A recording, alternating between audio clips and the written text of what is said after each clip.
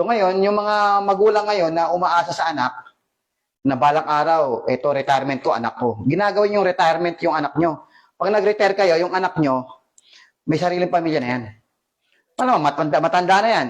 May pamilya na yan, may anak na yan. Baka sa kanila lang, kulang pa yung kinikita nila. Ba't ka ngayon aasa? Meron pa doon magulang, anak, mag-aaral ka mabuti ha. Kasi paglaki mo, ikaw ang maghahango sa amin sa hirap.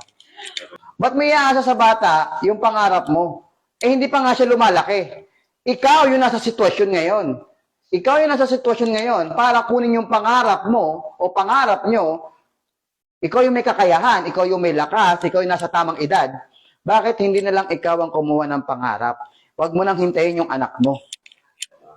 Kasi sinabi rin ng tatay mo sa'yo yan. Nung tumanda ka, wala ka rin nakuha sa pangarap, hindi mo rin naibigay yung pangarap ng tatay mo sa'yo, ngayon ipapasa mo na naman sa anak mo.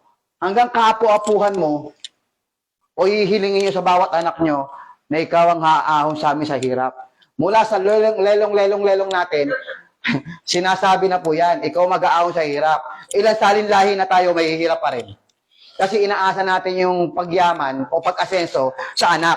Tapos yung anak mo pag lumaki, iaasa rin niya sa anak niya.